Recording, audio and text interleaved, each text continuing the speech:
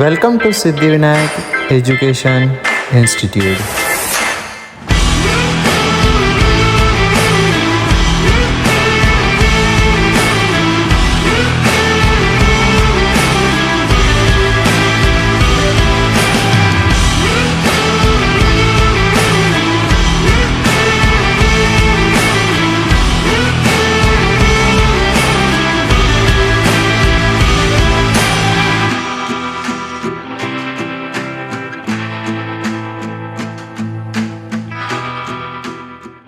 Current electricity physics का topic है, ज़्यादा टफ नहीं है, पर इसमें जो एक चीज़ है जो सबसे ज़्यादा कंफ्यूज करती that is resistance in series and resistance in parallel. हम क्या देख लेते हैं, हाँ एक रेजिस्टेंस लगा है, उसके सीरीज में दूसरा रेजिस्टेंस लगा है, तो हाँ ये दोनों क्या हो गए, सीरीज में हो गए। और अगर कोई एक रेजिस्टेंस है उसके पैरेलल में दूसरा रेजिस्टेंस लगा है, तो हम देख लेते हैं ये दोनों पैरेलल में है, तो हाँ भी पैरेलल रेजिस्टेंस है।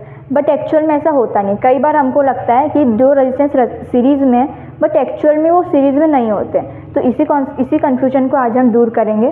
सो hi everyone, I am Damini Patle from Siddhivinayak coaching institute and आज हम लोग पढ़ने वाले हैं करंट इलेक्ट्रिसिटी। जैसे चैप्टर का नाम ही है करंट इलेक्ट्रिसिटी।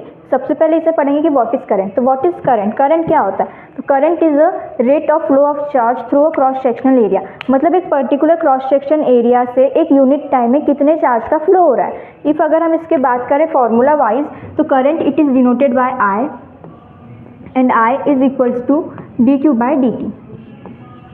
इसमें जो Q है, ये जो Q है ये क्या बता रहा है? ये Q बता रहा है चार्ज के बारे में, और जो T है ये क्या बता रहा है? टाइम बता रहा है। जो करंट है इसकी ऐसा यूनिट क्या हो जाएगी? करंट है इसकी ऐसा यूनिट होती है एम्पियर। अब जैसे हमको पता है जो इलेक्ट्रॉन्स होते हैं वो निगेटिव टू पॉजिटिव फ्लो करते हैं and the current is just opposite two electrons. तो जो करंट का फ्लो होगा वो फ्रॉम पॉजिटिव टू नेगेटिव होगा। तो अब हमको पता चल गई करंट की डायरेक्शन। तो करंट की डायरेक्शन क्या है? From positive to negative. And अब इसके बाद मैं लिख रही हूँ it is a scalar quantity.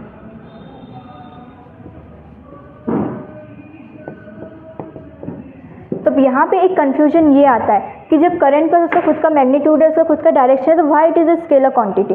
क्योंकि जब हमने 11th क्लास में वेक्टर पढ़ा था तो हमने देखा था वहाँ पे कि हाँ जिस क्वांटिटी के बाद उसका खुद का मैग्नीट्यूड है, उसका डायरेक्शन है, तो वो वेक्टर क्वांटिटी होती है। But why current is a scalar quantity? Because it does not follow the vector algebra. हमने वेक्टर्स में ये भी पढ़ा था कि जो क्वांटिटी वेक्टर एल्जेब्रा को फॉलो नहीं करती है वो स्केलर क्वांटिटी होती है। तो जो करंट है इसका खुद का डायमेंशन है, खुद का डायरेक्शन है, खुद का मैग्नीट्यूड है, बट इसीलिए वो scalar quantity because vector algebra को फॉलो नहीं करती है। ठीक है, यहाँ तक क्लियर। उसके बाद आगे बढ़ते हैं, तो हम देखते हैं term resistivity. Resistivity which is donated by rho, it is called rho. तो जो हमारा रेजिस्टिविटी है इसको हम एक फॉर्मूले से देख सकते हैं, that is basically resistance is equals to resistivity L by a. इसमें जो L है, L इज बेसिकली लेंथ, और जो A है, A इज एरिया।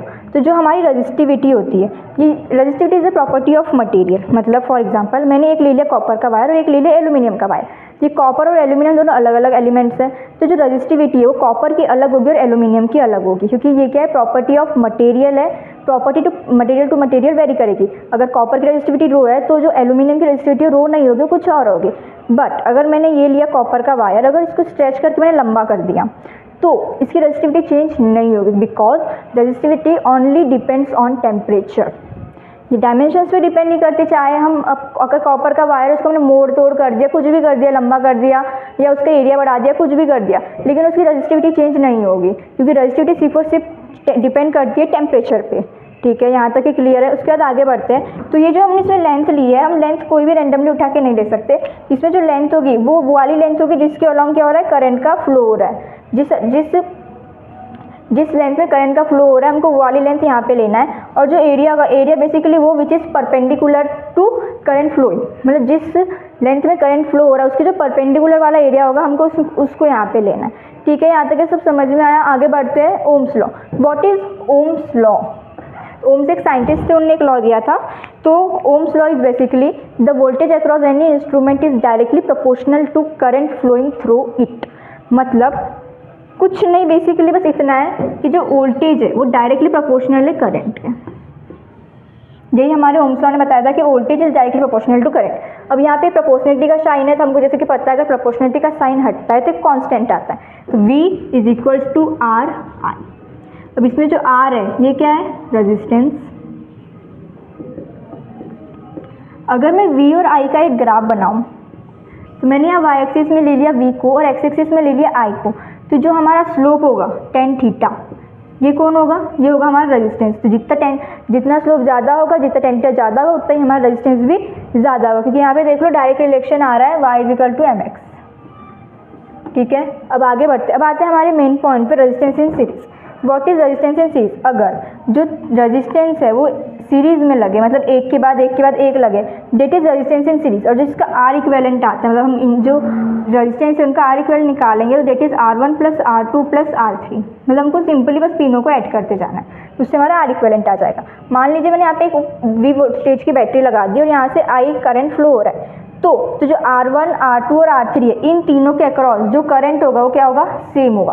तीनों के अक्रॉस करंट सेम होगा, लेकिन तीनों के अक्रॉस वोल्टेज क्या होगा, डिफरेंट होगा। जैसे कि यहाँ पे 2 एम्पियर का करंट गया तो यहाँ पे भी 2 एम्पियर का करंट जाएगा, यहाँ पे भी 2 एम्पियर का करंट जाएगा, पर voltage across all three resistance R different.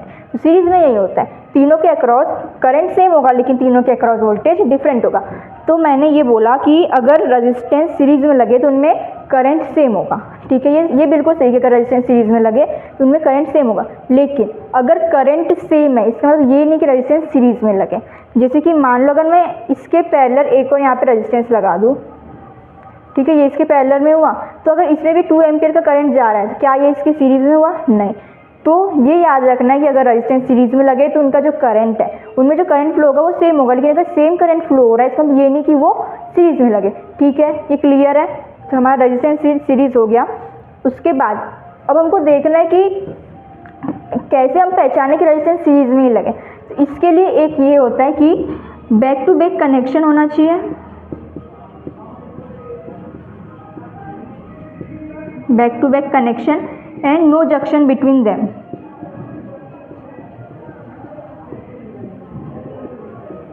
मतलब कि इनके बीच में कोई रेजिस्टेंस, मतलब कोई जंक्शन नहीं आना चाहिए। जैसे कि मान लीजिए 2 रेजिस्टेंस है यहाँ पे, ये दोनों कैसे है, सीरीज में है, ये दोनों सीरीज में, लेकिन अगर मैं इनके बीच में यहाँ से ऐसा कुछ लगा दूँ, ये जंक्शन आ गया, यहाँ बीच में जंक्शन आ गया, मतलब ये दोनों सीरीज में नहीं है, तो कोई जंक्शंस नहीं आने चाहिए। ठीक है, उसके बाद आता है रेजिस्टेंस इन पैरेलल। तो ये हमको दिख रहा है 3 रेजिस्टेंस लगे हैं पैरेलल में, अगर यहाँ V वोल्ट की बैटरी लगी है और यहाँ से I करंट फ्लो हो रहा है, तो जो हमारा इसका आर इक्वेलेंट 1/R इक्वेलेंट है, which is basically equal to 1/R1 plus 1/R2 plus 1/R3, ये आएगा इसका आर इक्वेलेंट।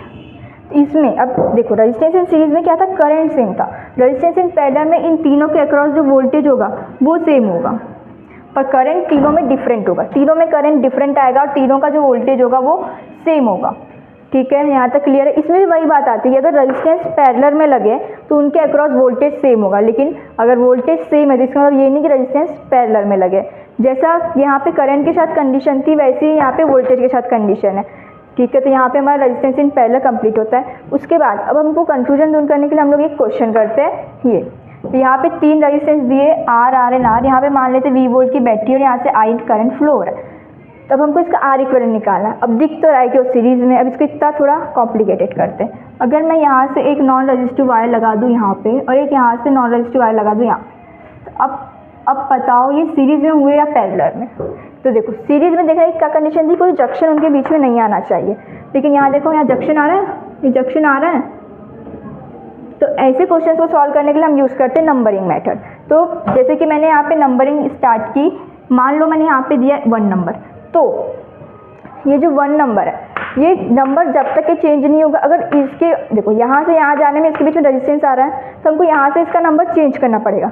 लेकिन अगर मैं यहाँ से ऐसे जाऊँ, यहाँ पे कोई रेजिस्टेंस नहीं आ रहा है, तो यहाँ पे 1 था तो मैं यहाँ पे भी 1 दे सकती हूँ। मतलब हमको नंबर तब तक चेंज नहीं करना जब तक कि बीच में कोई रेजिस्टेंस या बैटरी ना आ जाए। तो यहाँ पे कोई रेजिस्टेंस नहीं आ रहा था तो मैंने यहाँ पे 1 का 1 कर दिया। अगर मैंने इसको 2 नाम दिया तो यहाँ से यहाँ तक जाने में भी 2, क्योंकि यहाँ पे कोई भी क्या नहीं आ रहा, रेजिस्टेंस नहीं आ रहा। तो अब इसमें सेम नंबर के बीच में जितने भी रेजिस्टेंस आते हैं वो कैसे होते हैं, पैरेलल में होते हैं। या 1 और 2 के बीच में एक रेजिस्टेंस आया, इसमें भी 1 और 2 के बीच में रेजिस्टेंस आ रहा है, इसमें भी 1 और 2 के बीच में रेजिस्टेंस आ रहा है, मतलब ये तीनों कैसे पैरेलल में, जिसका आर इक्विवेलेंट कैसे निकलेगा, तो 1/r equivalent is equal to 1/r plus 1/r plus 1/r। तो जिसका आर इक्विवेलेंट तीनों का बेस है में, तो एलसीएम आ जाएगा इनका आर 1 + 1 + 1 मतलब 3। यहाँ से जो हमारा आर इक्विवेलेंट है वो कितना आ जाएगा, r/3, सिंपल। उसके बाद ये एक और क्वेश्चन है, जैसे मान लो यहाँ पे 6 वोल्ट की बैटरी लगी है और यहाँ पे 1 2 3 मतलब 3 रेजिस्टेंस लगे इन सीरीज, तीनों सीरीज में। अब हमको बताना है कि इससे कितना करंट फ्लो होगा। इसके तो बहुत सिंपल है भाई, सबसे पहले आर इक्विवेलेंट निकाल लेते हैं। तो हमारा जो आर इक्विवेलेंट है, अब ये देखो सीरीज में, तो इनको सिंपली हम ऐड कर सकते हैं। तो 3 + 2 + 1 कितना आ जाएगा, 6। अब हमारा करंट, अब हमारे पास ओम्स लॉ से फॉर्मूला है V = IR।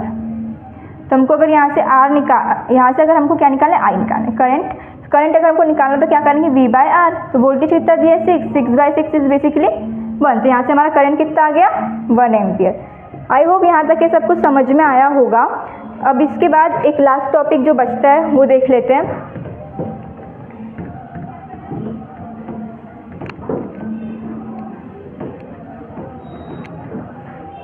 तो that is basically Wheatstone bridge.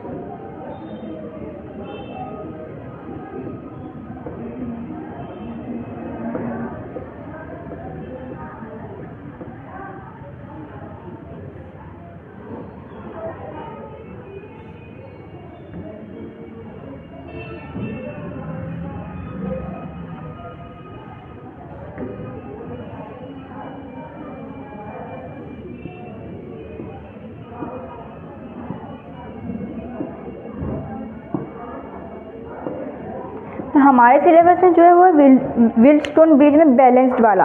तो यहाँ पे अगर हम बैलेंस व्हीटस्टोन ब्रिज की बात करें तो अगर कंडीशन क्या बोलती है, अगर R1/R2 is equals to R3/R4, अगर इसका ये रेशियो इक्वल है, मतलब R1/R2 is equal to R3/R4, अगर ये कंडीशन है तो current flow through R5 is 0।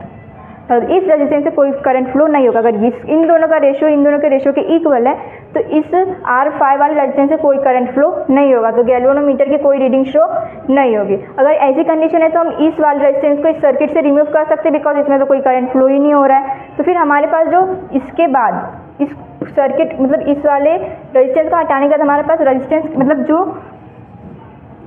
कैसा दिखेगा, ये हमारा सर्किट कैसा दिखेगा, कुछ ऐसा दिखेगा।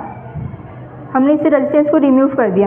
तो अब अगर हमारे पास ऐसी कंडीशन है तो हम आराम से इसका आर इक्विवेलेंट निकाल सकते हैं, बिकॉज ये दोनों जो होगा सीरीज में हो जाएंगे और ये दोनों कैसे हो जाएंगे, ये दोनों भी सीरीज में, ये दोनों भी सीरीज में, फिर बाकी इन दोनों का जो इक्विवेलेंट आएगा वो एक दूसरे के पैरेलल में हो जाएगा। तो यहाँ से हम इसका भी निकाल सकते हैं। तो ये था आज का हमारा टॉपिक। आई होप सो आपको समझ में आया होगा। अब बस इतना ही बोलूँगी कि KB डब करते रहो, कोशिश करने वाले कभी हार नहीं होती। Thank you.